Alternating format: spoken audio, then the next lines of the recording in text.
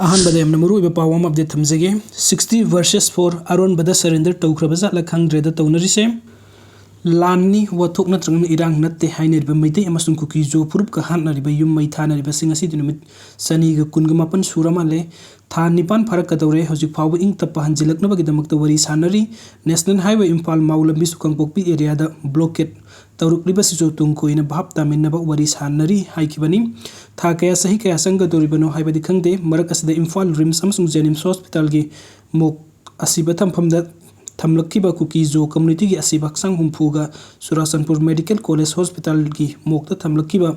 मैतई की असिब हक्सांग मरीगा हौकिबा तांग त्रहमदोय अमसुंग त्रामरी लोनबा अहिंगदा नरोन the ओनखरा Male सथरिबा lawn असिगी वरोइसिन पुरकनबा होटनबदा अरोनबदा surrender तौख्रबा जातला खंग्रेदा तौनरिबसे पंगहाई हाइरुबदी यारोय हिंगमसुंग ngamloi तौबगिदि कुकी जो की असिब हक्सांग हुंफूगा मैतई की असिब हक्सांग मरीगा ओनखरे हाइबसदि इखंग खंगनरबा ngakतनी हौकिबा सेप्टेम्बर त्रामरीदा मणिपुरी पुलिस की आईजी एना फोंदोखिबदि इम्फाल की RIMS जेनिम्स अमदि Churachandpur medical college hospital की मोक्ता क्लेम तौदबा असिब हक्सांग मौद्रागा तरुक लैरी अदुगा मियोय कुंट्रागा निथोइना सीख्रबरा नत्रगना हिंगलिब्रा खंगद्रि हाइकिबनी अदुनदि मोक अहुमदा असिब हक्सांग मौद्रागा तरुक लैबगी मनुंगदा हुंफुगा मरी नहन सिन्नख्रबनिना कुंट्रा निथोइदि लैफम थोगी हौजिक लैरिब्रा लैतब्रा खंगदे अमुकसु कुकी जो खुलाई पाइबा नार्को टेररिस्ट सिंगना फाकिबा मैतै कुनगा माथोय थीबा खंगद्रि लिखुन फावबा पुथोकपा ngamद्रि हाइनखिबसु ताख्रे थीबा खंगखिद्रबा पांगोंगना महुत सिल्लगा मथौ मंगम पांगथोखिबा फावबा यावख्रे पुमनम असे सेंटर अमसुंग स्टेट की लैंगाकना सोइदना खंगलमगनी खंगफम थोगी अदुबो हौजिकसु स्टेट फोर्स नतबा सेंट्रल फोर्स पैरामिलिटरी मयाम असे कुमै येंगली मरु ओइना कुकी जो कंबु ngakselli मैतै फुरुपतना धमका तौरी एक्शन तौरी मथौ तौरी हाइबदु उतली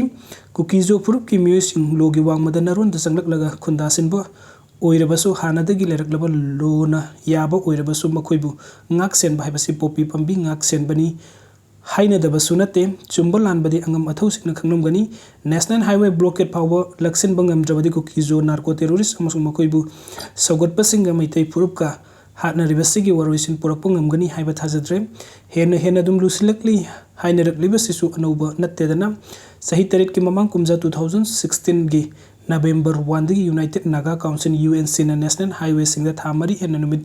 सामा कुंट्रागा मापनी इकोनॉमिक ब्लॉकेट चथकी हाइरिबा ब्लॉकेट अदु कुमजा 2017 की मार्च 35 की अहिंग नुयाइदा हंदोखिबनी इकोनॉमिक ब्लॉकेट की पुवारी अदु बीजेपी ने लुसिंग डबल इंजिन लेंगा असिगी मतम 2023 ददी मवार लोइदरी पुवारी नौना अमुक इथोकदौरी असुबु अदुबु मोक्ता असिब हक्सांग थंबगी असेंगबु पुवारी दी सिंदोकपा ngamkhidre स्टेट अस्ते पुवारी दगी हौना अवाना खंगमिनदुना लैता लाइरा तथोकचासिन तौनदुना नुंगसी चानना लैमिनबा पांदमदा मणिपुरी लेजिस्लेटिव असेंबली ना पास तौखिबा बिल अहुंगी मयुक्ता जेसी एंटी ट्राइबल बिल चुराचंदपुर कुमजा 2016 की अप्रैल की अरोइब मे हौरपद खोंजंग कया संगसिन की मतम अदुगी लैंगाक खोंजंग अदु लाक्सिनबा होटनबद मियोय निपान सिखी सही अमगा नुमित ट्राइपनी सौराकना नुमित चहुमगा मरफू हेना संगसिलखिब खोंजंग अदु कुमजा 2017 की मे 10 स्टेट लैंगाक अमसुंग जेसी चुराचंदपुर गा MOU अमा खुयक पीनदुना लोइसिनकी मदुदा सेंट्रल लैंगा की मिहुचु सखी ओइकेबनी नुमित चहुंग मरफुनी हेना सथकिब खोंजंग अदु लोइसिनकीबगा लोइनना नुमित चहुंग मौद्रागा मरीगी मतुंग खोंजंग अदुदा सिखिब कुकी जो कम्युनिटी की मियोय निपान की अरोइब मथौ मंगम कुमजा 2017 की मे 19 द मिनिस्टर TS बिस्वाजित याउना पांगथोखिबनी लैंगा के हॉस्पिटल की मोक्ता सि बक्संग सही अमा हेना थंबा याय हाइबदुगी रेकॉर्ड लैंगा कसिना थुगाइब नत्रगना सेमदोकपा ngamद्रि तौइगुम सुंग cookie Zo narco militant सिंगना फाखिबनी हाइबा Meitei मचा मियोय कुंट्रागनि थोइ रोमदि थीबा खंगद्रि हाइबसिमदि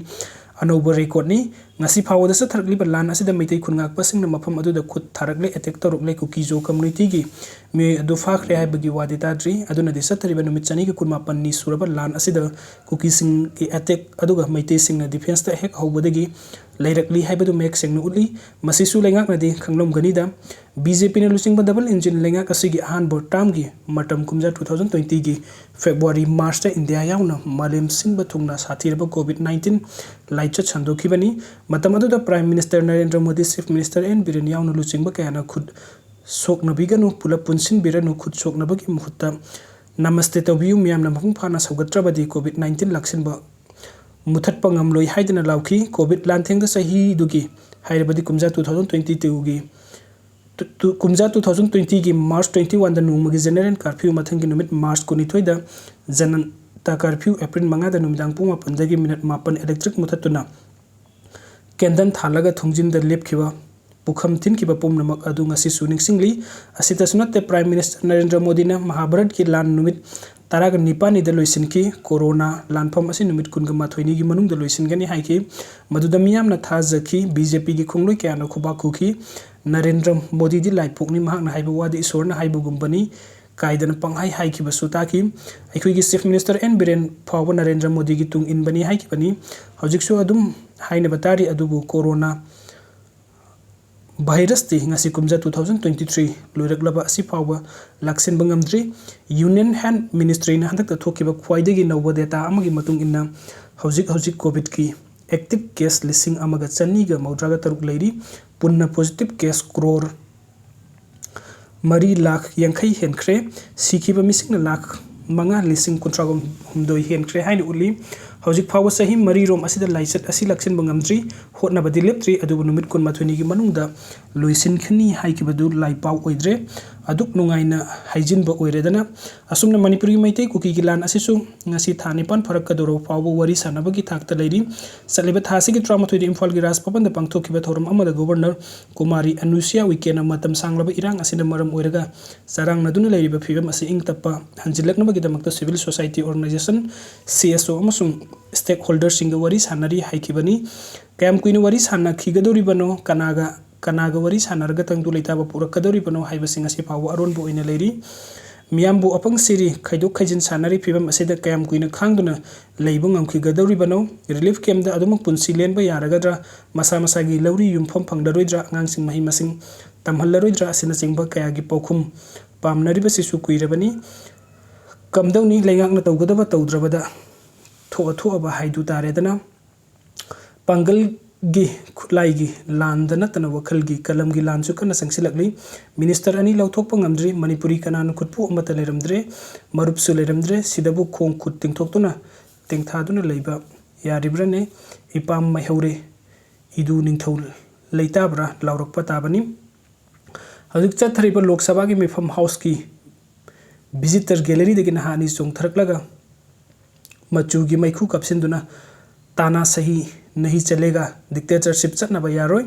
हाइना लाउखिबदु लेबाक असिगी इंटीग्रिटी अमसुंग सिक्युरिटी द यामना साउना सिंगनरकपदगिनी हाइना लौनरी थौदोक अदुगे मतंग द होम मिनिस्टर अमित शाह ना कुपवरुन पिनब कांग्रेस याउन ऑपोजिशन ना हाउस की मनुंग अमसुंग मपान द खुंजंग चथरी ख्वाइदगी मरु ओइना अखोइना लौरिबदि मणिपुरी की असुंब वयल फंगलु अमुबु लो लौथोउ हाइबु खोलाउ कया लाउखिबा अदुनी मणिपुरी वाथोक असि लेबाक असिगी असेंग सिटीजन सिंगना लुमना लौई हाइबदु मयक सिंगले बीजेपी की डबल इंजिन लेंगा कसिन स्टेट असिदा सुंब तौद्रे हाइबगी पेंदब फंगदोर नरकपा असिना फिबम असि हेना लुसिलकले हाइना लौई लेंगाक नदी वरी सानरी हाइरी यूनियन डिफेंस मिनिस्टर राजनाथ ना इंडियन एयर फोर्स की हेलीकॉप्टर सिजनदुना पॉपी पंबी मांगनबा होटनगनी हाइबगी थाजब पिखबनी हजु फावदी थबुंग उत्री पॉपी महिदी लोकनबा हौरमाले मही लोख्रबसिंगदुना हाइदतप ओइरमाले हाइनरकपा यावरेदना असुम सुमददी खंगदेको अदुग इंटरनेशनल की मरुइबा पाउ खरा अपडेट थमसगे लिबिया की समुद्र खोंबान मयादा माइग्रेंट सिंगी ही अमा लुपदा मियोय हुंफु इराक मदुनु सिखरे फिलिपींस द खुद तोकना बदा कम्युनिस्ट गोरिला तरुक सरकार की लानमी अमा सिखरे हिराकना बदगी लेबनान सिविलियन माइग्रेंट यंखै मथोय कनख्रे मियोय मरी हाटख्रे बांग्लादेश ऑपोजिशन की खुंजंग यैथोख्रे जुंटाना मराल कुकपिरुरबा लानमीदा अमुक हन्ना चंगु यादबा